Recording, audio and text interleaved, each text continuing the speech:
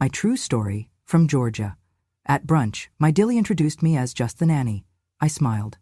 The next day, I sold the house they lived in. I arrived at 11 o'clock sharp, the sun high and forgiving, but my heart trembled like the thin crust beneath my feet.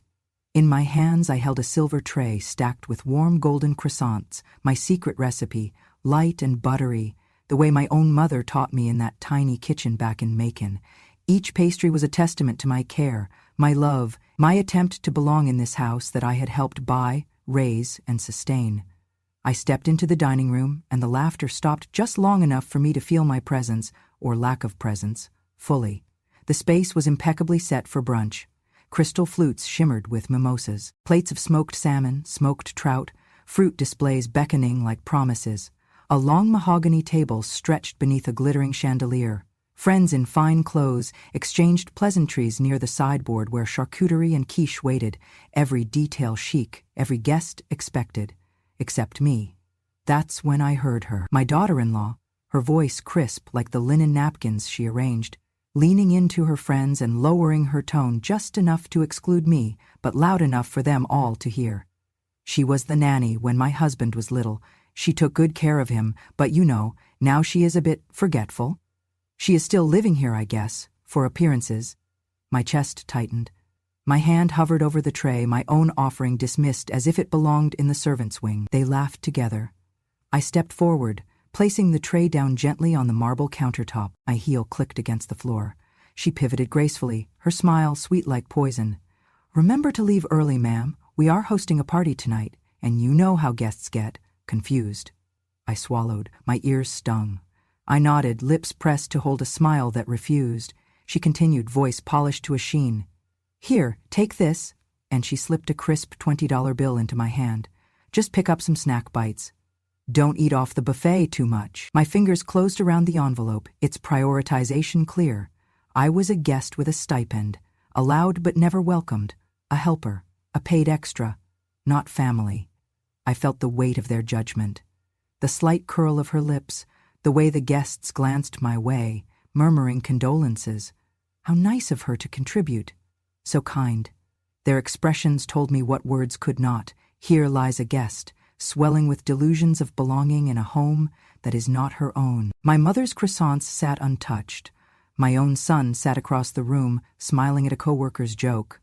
He noticed me briefly and offered a glance.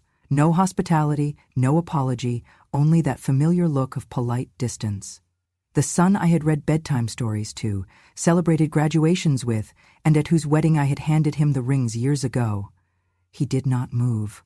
I did not ask.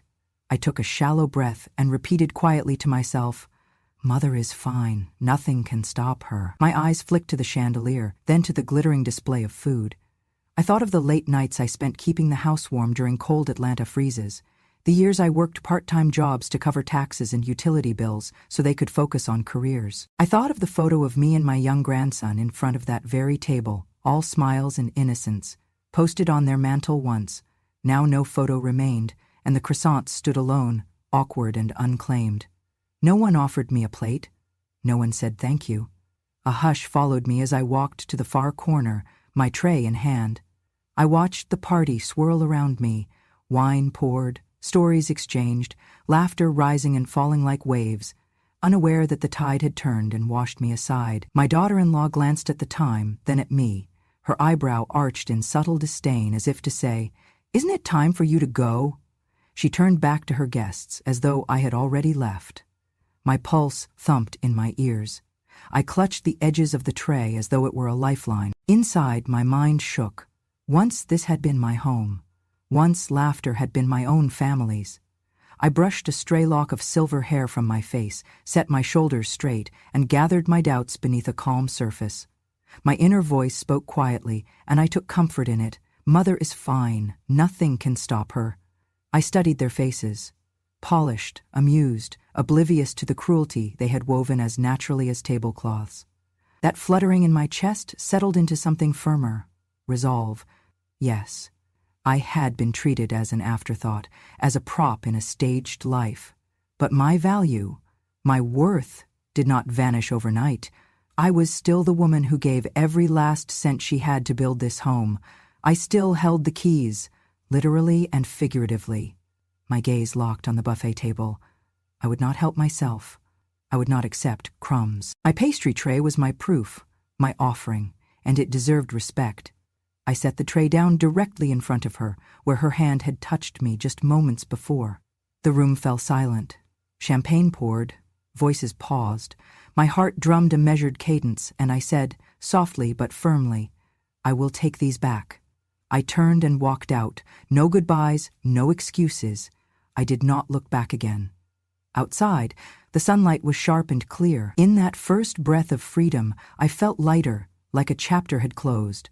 I wrapped the tray and its uneaten croissants in a linen napkin, porch light turning them to warm gold. I carried them to my car, every step steady. In the front seat, I set them beside me as though they had always belonged. And in that clarity, I whispered, "Mother is fine. Nothing can stop her."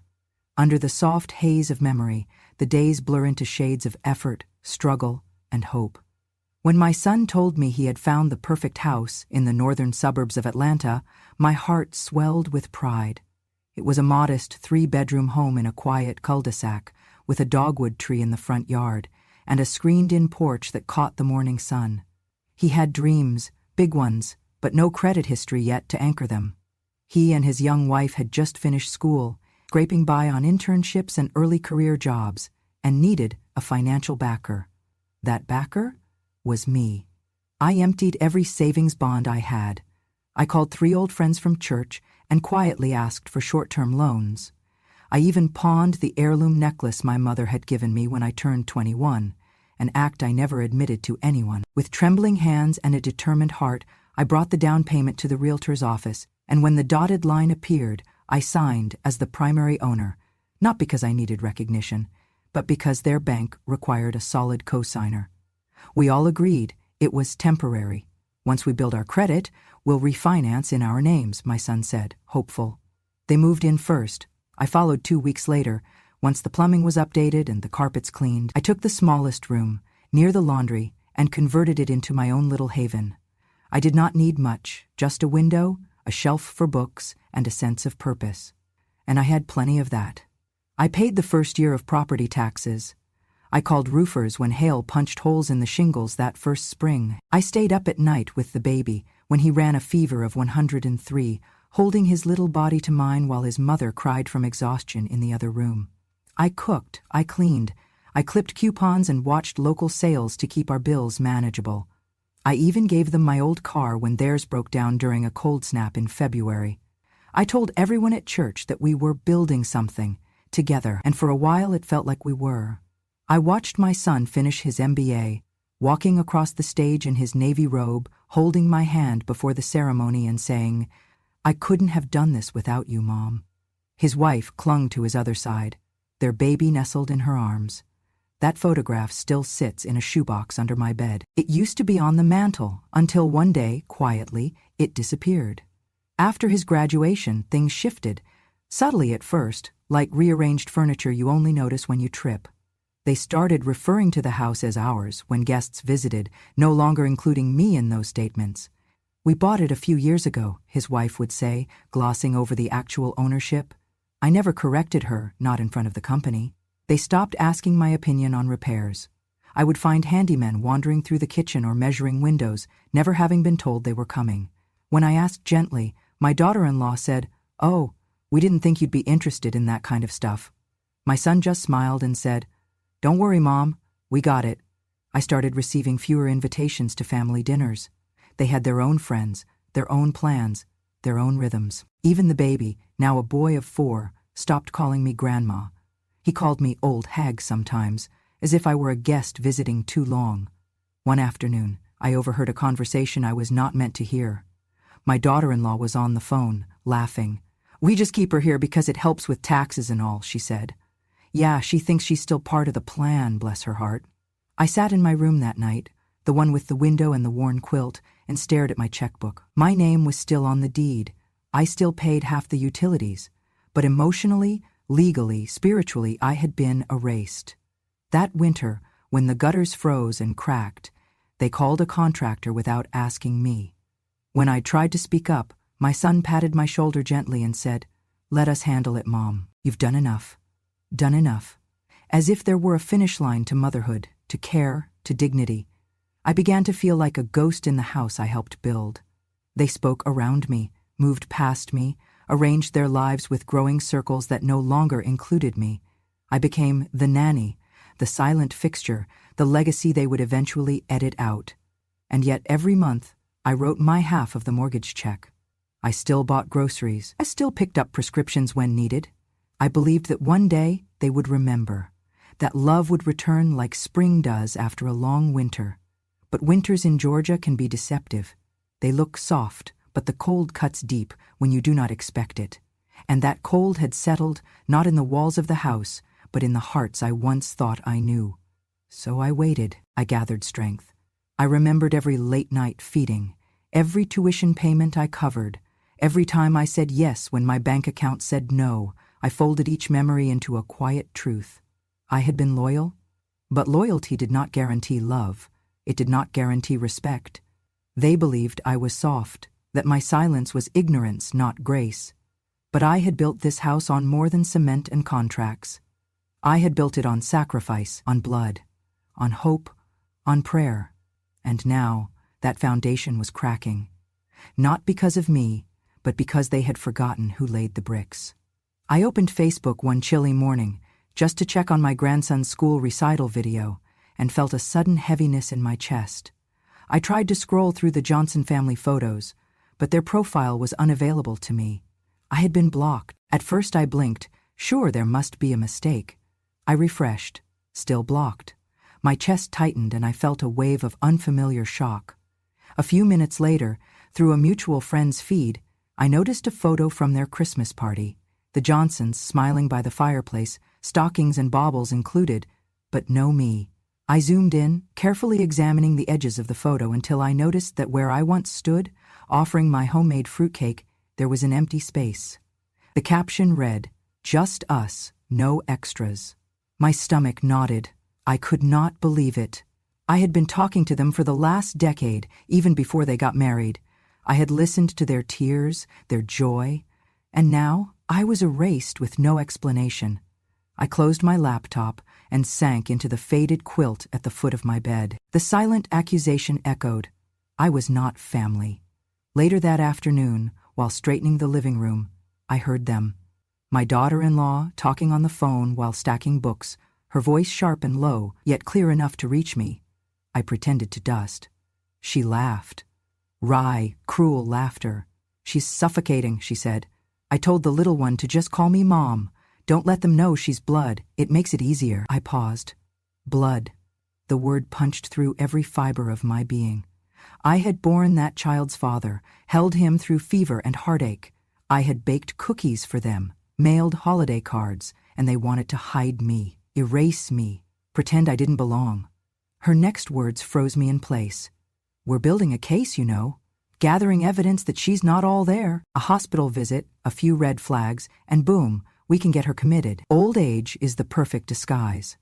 I gripped the edge of my feather duster, hearing the words again. Committed.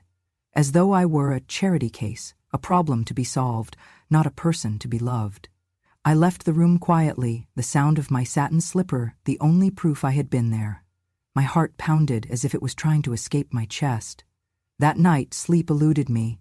I lay in bed staring at the ceiling fan. I tried to count breaths, but each inhale slid past me like a breath on a cold window pane. Committed. It was a word no daughter or child should ever whisper about a mother.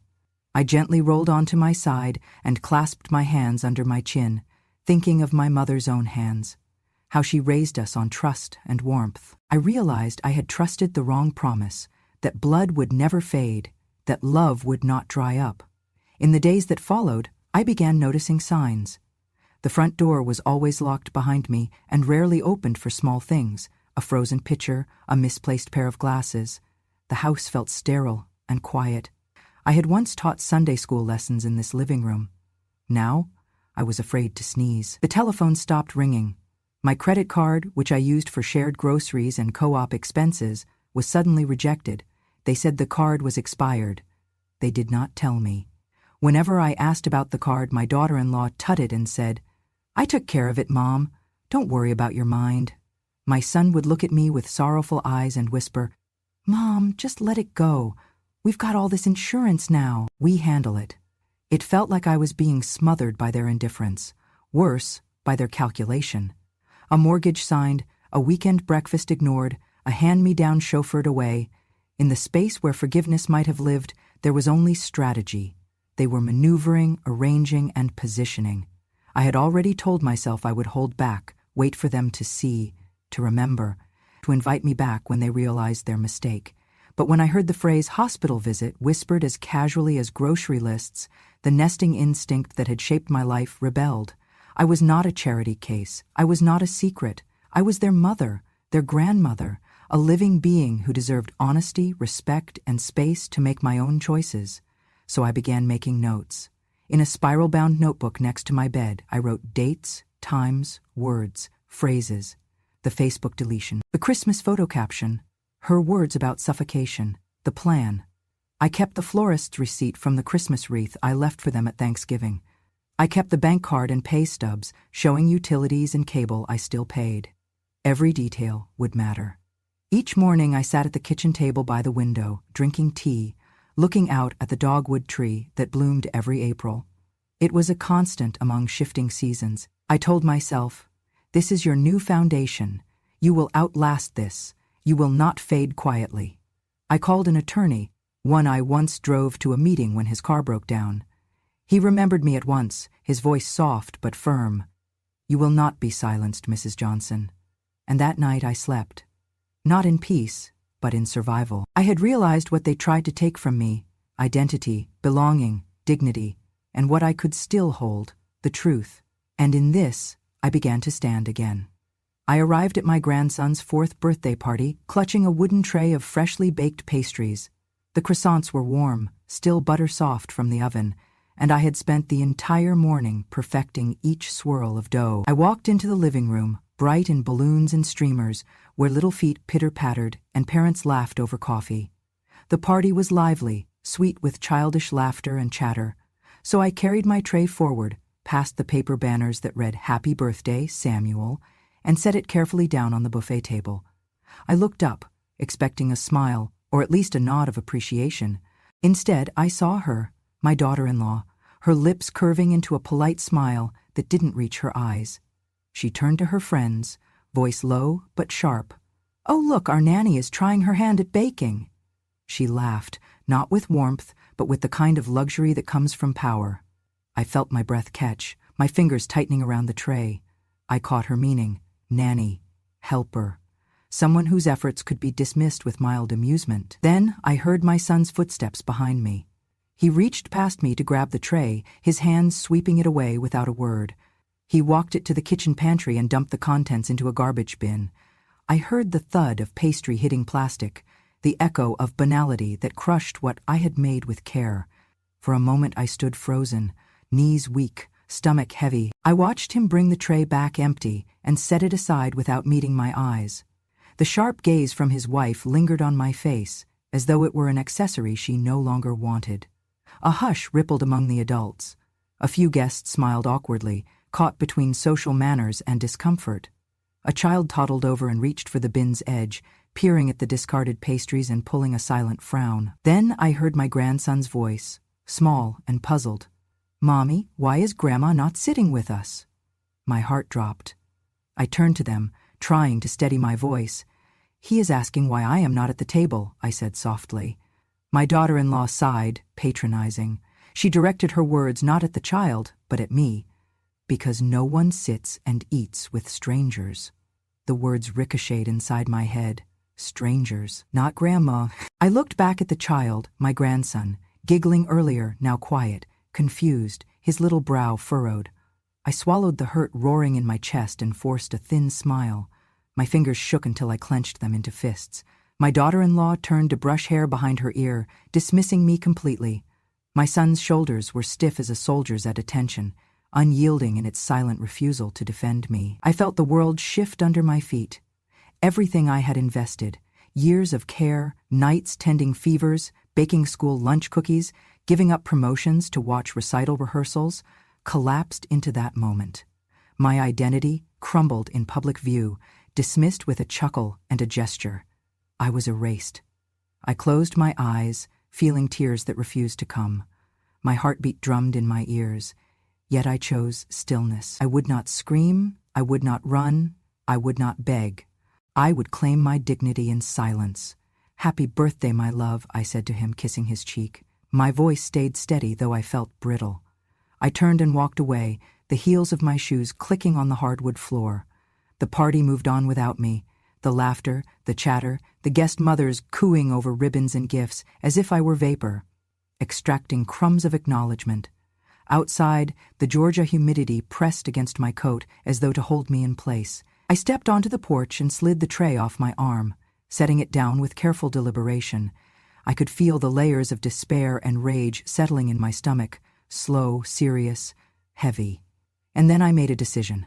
I folded the tray into its original linen cloth, carrying it out beyond sight of the house. I walked to the red dirt along the bamboo in the backyard, pressed the cloth into the soil, and covered my pastries with earth, hidden, begun to decay, just like the respect I had given so many years ago. Afterward, I walked to my car, each step a promise. I slid into the seat and held the steering wheel, eyes closed. I let the silence speak. I will not matter less. I will not fade away. I did not cry out. I did not beg. I did not even cry. Instead, I honored myself by stepping back and recognizing what happened. And I resolved that this moment would mark a shift. I would rise again, stronger, surer, unstoppable, not for revenge, but for reclamation of the woman I had always been.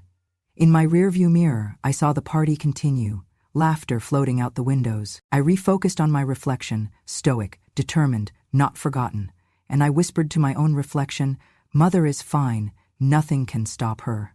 That night, I began to lay the groundwork for a plan so quiet and so weighty that it would reshape every assumption they had made about me, and they would know, without question, that I had never been the outsider they treated me as. I found the folder late one evening as the Georgia sun was retreating behind the pines and casting long shadows across the living room floor.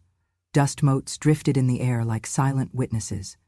I had gone to retrieve my reading glasses from the side cabinet, only to discover the drawer unlocked, papers peeking out. I paused, heart fluttering, with an urgent hush. This smelled of intent. I reached in and unfolded a crisp photocopy. The first document stared at me, a psychological evaluation, printed with official-looking headers and a bold, red seal.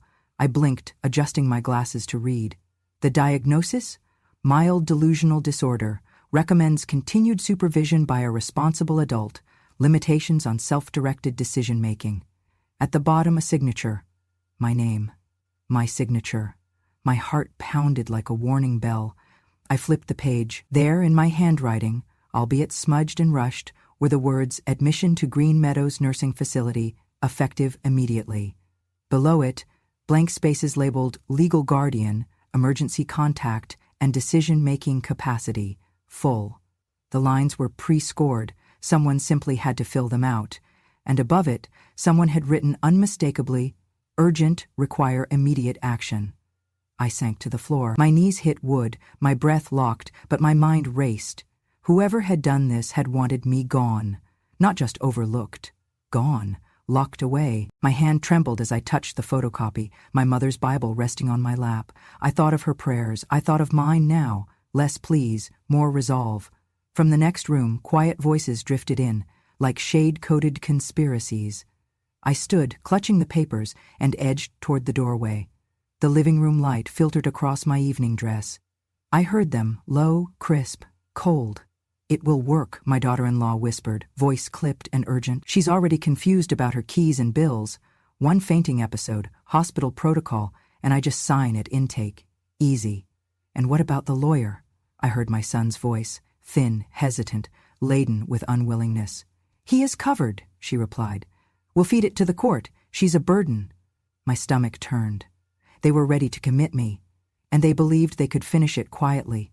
My son compromised by default. They had all become architects of my erasure. I retreated to my room, papers clutched against my chest. My vision blurred with disbelief.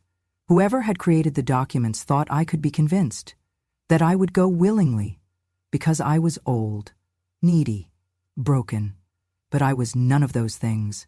I lay awake the rest of the night, mind alight. I could not confront them yet, not until I had safety, proof, a path. So I organized everything.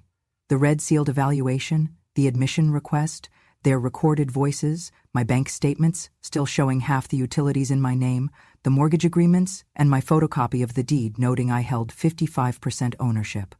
I pulled out my tablet and typed an email to my lawyer. We'd spoken before about nothing yet. I wanted his advice first. I waited, agonizing, until I heard his ding. I opened his reply. Meet me Tuesday. Bring documents. Don't let them near you in meantime. Be safe. It felt like carrying a lifeline. Next, I began backing up evidence. I built a timeline in notes. Date I signed deed, every mortgage payment, every contractor call. I transcribed the audio from my daughter-in-law's conversation, date stamped and labeled. I placed everything into a secure folder labeled Martha Defense. Then I reached out to my former student Lisa, now a journalist at Atlanta's local TV network, WSB. I called her softly, my voice yielding only enough urgency to let her know the story was bigger than loneliness. She agreed to listen. I emailed her the key facts, but withheld names, yet still caused the anchor's pulse to quicken. Everything was unfolding within the confines of the law, but outside their expectations, they believed their quiet plot sealed. But I, even that elderly nanny, had built walls of evidence stronger than any forged paper or furtive whisper. By morning, the Georgia dawn was bright and clear, mocking the darkness of their intent. I placed the red-sealed evaluation into an envelope marked Evidence. I tucked the folder into my tote bag alongside my smartphone, where I had recorded every call, every audio snippet. I packed a spare set of clothes and a list of emergency contacts. I rehearsed words behind closed eyes. I have rights. You are violating my civil liberties. I refuse to be erased. Then I sent another message to my lawyer. I will arrive Tuesday. Let's start now. As I set the phone down, I met my reflection in the dresser mirror. Head held high, shoulders squared, eyes steady. Not fear, not panic, not disgrace. Determination. A woman who had lived with compassion now lived with purpose. They might have tried to carve me out, but I had carved back. With facts, with witness, with law. I was still here. I had the papers. I had the voice, and they would learn soon enough. You cannot commit someone who refuses to be silenced. I set my tote beside the door and closed my eyes briefly. In that stillness, I tasted possibility. A plan wasn't just taking shape, it was alive, because I refused to be erased, because I was not done. I found the hidden cameras late one afternoon while fixing the hinges on the back door. I noticed 2 small lenses in the siding of our screened porch and another in the hallway landing near the guest bedroom. Each bore a tiny sticker, Live Security Feed, Property of Johnson Family. My breath caught in my chest. This was beyond monitoring. They were watching me. I stood still, heart pounding. My mind raced as it had when I first discovered the fake psych evaluation and the forged nursing home application. But this was active surveillance. I slipped between brushing past the hallway cam and tapped record on my phone. Then I headed back to the kitchen where my daughter-in-law and son were chatting quietly over iced tea and cupcakes. They were speaking low, intimate tones. I crept closer until their voices registered, crisp and cold. "She is so deluded," I heard my daughter-in-law hiss. "You saw how she looked when I said nanny. She thinks she still belongs. We need something bigger." My son answered, his tone measured, almost exhausted. "Hospital procedure works faster when it looks like confusion. We wait for her to slip again, fall. Then you take the papers, sign me in. It's clean, clean." My fists tightened. Already I recognized the plan. They continued. The plan was not just hospital. They wanted my name off the utility bills. Done with the deed, all links severed.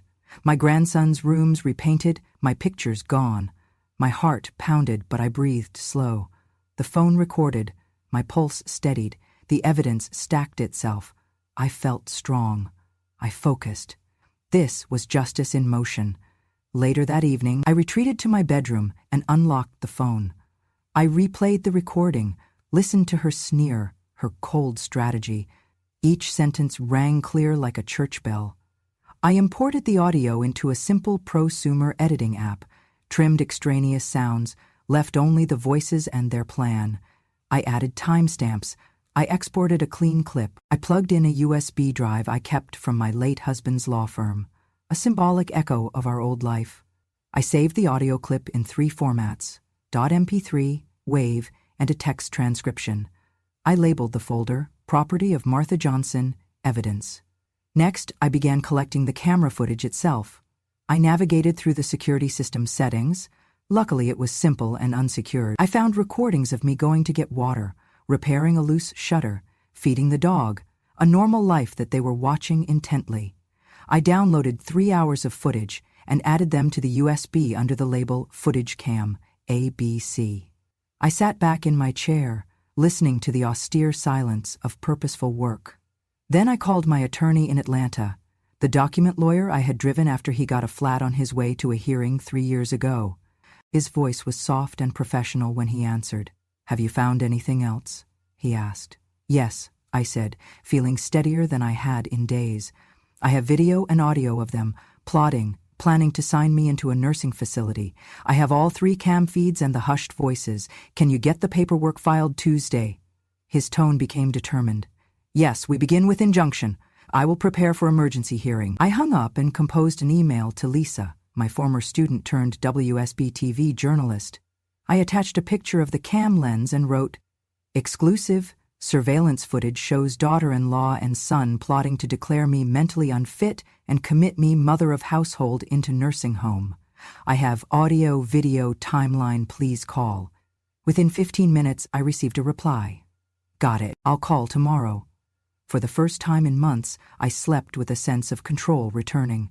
I had turned their weapons into evidence. I closed my eyes, thinking of the cameras now disabled with tape, recorded and removed.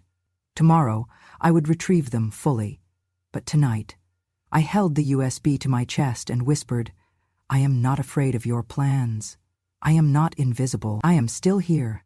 I arrived at the attorney's office on Tuesday at 9 a.m. sharp. As I walked through the doors, the scent of leather-bound files and polished oak welcomed me. My lawyer, Mr. Davidson, rose and offered a firm handshake. "Martha, are you ready?" he asked. I nodded, my heart steady. Together, we reviewed the packet on the conference table. The original deed naming me as 55% owner, past mortgage statements, property tax receipts in my name, and invoices from contractors I had arranged and paid. Interspersed were copies of my compiled evidence: the forged psych evaluation, the nursing home placement form, the audio files from the USB, and the hidden camera footage. Davidson arranged the documents. We file a partition sale petition in Fulton County Superior Court. That forces division or sale of the property you're co-owning without their consent. He paused, giving me a direct look. "Your ownership gives you this right. We can move quickly. I'll file this afternoon." I exhaled slowly, feeling both relief and tension. This was not vengeance. It was justice, eroded by law. It was a reclaiming of home and dignity. The clerk accepted our filing. I left the courthouse with a stamped copy of the petition, my first official step toward regaining my place. That afternoon, I sent the USB with selected excerpts of evidence to Lisa, the journalist. I pasted a short note. "My name is Martha Johnson. I am the 55% owner of the house called Family. But family tried to remove me mentally, physically, legally. I own more than a kitchen, more than crumbs. This is my fight." Despite a weekend away, I received an email that Monday night. "We'll air your story Wednesday at 5. Fear and hope tangled inside me as the words settled. On Wednesday morning, I saw the headline flash. "Georgia grandmother takes legal action after family snares her rights. Just Nanny no more." My phone buzzed, messages from friends I had not heard from in years, saying, "We saw you, we support you, respect to you, Martha." Inside the living room of my own house, my attorney and I watched the broadcast. The anchor appeared behind the desk, calm and measured. Tonight's top story: a respected grandmother in suburban Atlanta is fighting back after being publicly relegated to just the nanny. We have exclusive documents and footage showing her daughter-in-law and son allegedly discussing ways to have her institutionalized and alienated. The report played clips, a snippet of the recording. We wait for her to slip again, a freeze frame from camera footage showing the lens peeking out from the hallway. They discussed legal rights of co-owners and how partition law allows selling without family approval. The anchor summarized, Mrs. Johnson holds 55% of the home's title and has paid taxes and upkeep for years. She filed a partition sale petition to legally reclaim what she already owns. The broadcast transitioned to a Vox Pop segment, interviews with neighbors responding, I always knew Mrs. Johnson had a heart of gold. I saw her snow shoveling last winter and bringing over soup when my son fell ill. It was heartbreaking to hear how she was treated. No one deserves that. I felt tears sting my eyes, not from shame, but from validation. For decades, I had been the quiet strength behind this home. Suddenly, I was seen. My story was seen. Within hours, social media blew up. On Facebook's WSB-TV post, comments poured in. Bless her heart, what an incredible woman. They underestimated her. Don't mess with a grandmother's love. Share this until everyone remembers what family means. On YouTube, the video had thousands of likes and shares. One viewer commented, they tried to erase her, but she's leaving a legacy instead. That evening, the Johnsons returned home to find dozens of text alerts from friends, clergy, neighbors, and even distant cousins, all saying the same thing. Are you okay? The hush that used to greet me was replaced with whispers, now directed at them. I sat quietly in the living room, sipping tea, watching their faces in the reflection from the television screen. They entered with the caution of trespassers. My daughter-in-law tried to speak, voice shaky. Mom, we didn't mean for it to be like this. My son looked stricken. He avoided meeting my eyes. Mom, we can fix this. But I already had. I had called attention. I had filed papers. I had made history, not just for me, but for every silent elder pushed aside and silenced. I rose, feeling the steady ache of every sacrifice I had made, mixed with the satisfaction of being heard. The court will address our disagreement, I said. Until then, please respect my space. I did not ask them to apologize. I only asked them to be honest. They nodded, humbled, uncertain how to reclaim what they had lost. Late that night, I thanked my attorney in a message. You helped me reclaim more than property. Thank you. He replied simply, you reclaimed your voice. I closed my eyes with that thought. I could not undo the wrongs that had been done, but I had righted the most essential one. I was no longer invisible. I had proven that strength can be quiet, justice can be lawful, and respect, long overdue, can still be earned. The morning sun gleamed through the curtains as I stepped onto the front porch, clipboard in hand, feeling strangely buoyed. A week had passed since my story aired. The neighborhood had shifted. I walked slowly down the driveway and nearly stopped in my tracks at the curb. Pinned to the mailbox was a neatly printed poster on white cardstock. A family who treats their mother as an unwanted guest will lose their home. Below it someone had scrawled, in thick black marker, show respect or leave. A ripple of something, relief, disbelief, passed through me. Neighbors were not staying silent. I pocketed the poster and continued to the yard, where a sleek for sale sign stood firm in the grass. Large letters read, for sale, homeowner dispute, contact agent. Beneath it, the realtor's name glowed like verdict. I pressed my palm against the sign, their plan in cold text. Across the street, an elderly couple walked their dog and looked toward me. Mrs. Thompson stopped, her face soft with empathy. She offered a small wave before continuing on. I realized then that my fight had never truly been mine alone. It had echoed in front lawns and across hedges.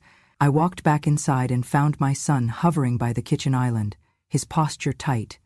My daughter-in-law stood too, hands clasped, eyes glistening. They looked like people awaiting judgment. Mom, please, my son started, voice shaky. You always said you wanted to keep this house for us, for our family. I placed the poster and the realtor's sign down on the counter, arranging them like legal documents. They stared at the printouts, mouths open. I folded my arms and spoke slowly. I did want that. I still want that, for those walls to hold us together. But you two made a choice. You treated me as invisible. I had two options: stay silent and disappear, or stand for myself. My daughter-in-law's face softened, tears spilling down. We never meant to hurt you, she whispered. It just happened. We didn't think. My son stepped forward, voice thick. Mom, I'm sorry. I should have defended you. I was ashamed. I was weak. They expected me to crumble. Perhaps they thought emotion would drag me back into submission. But I stood firm, remembering the evidence, the law, and the later support of neighbors and strangers alike. I placed a hand on the poster. This is not about punishment. It is about respect. It is about truth. You can either apologize and earn back your place, or I can move forward. It was surreal. The living room had become a courtroom. Their guilt hung in the air like dust. I tapped the real estate sign. That house is half mine. I can sell. I can walk away. But I still hope, if you can look me in the eye and mean it, that someday this can be ours again. My daughter-in-law sobbed, stepping forward to hug me. My son stood still, tears in his eyes.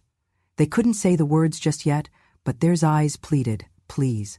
Later that day, a neighbor named Carla asked to share her story. She filmed our chat in the kitchen, her phone quietly recording. Carla spoke of the Christmas I brought casseroles during her husband's surgery recovery. She spoke of the nights she saw me shoveling snow off the driveway so guests could arrive safely. She spoke of how I'd once lent her money after a layoff.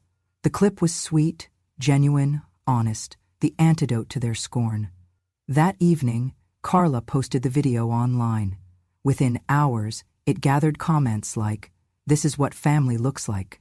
Grandmother of the Year, hands down. My respect for her strength." It was as though the digital world had taken her side. My attorney reached out that night. I filed a motion for mediation. If both parties agree, maybe we can find a resolution without court. He made it sound hopeful, but clear. The ball was in their court. That night, my son and daughter-in-law sat beside each other on the sofa. They held hands, offering each other silent strength. My daughter-in-law's voice was soft, cracked. Will you stay? Will you stay with us if we show respect?" I looked at them, choosing my answer. We can begin again, even from the ground up, but respect is not a handshake, it is action. My son nodded. We will make it right. They withdrew the for sale sign. 2 days later, a new poster appeared in the window, "Family welcome here." I realized then that I had not set out to destroy a house. I set out to restore a home.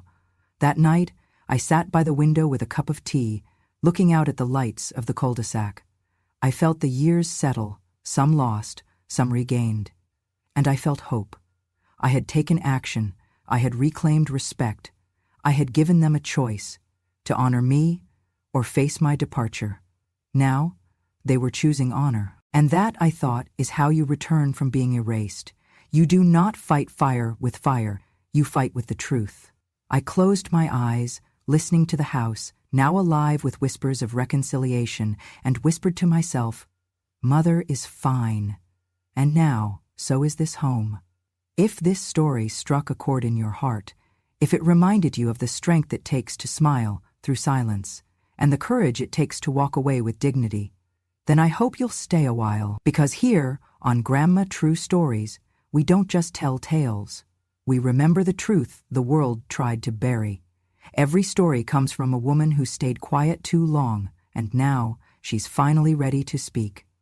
So if you believe wisdom should never be silenced, if you know that sometimes the softest voice holds the sharpest truth, then hit that subscribe button, turn on the notifications, and share this with someone who needs to hear it. Because revenge may have an expiration date, but dignity endures forever.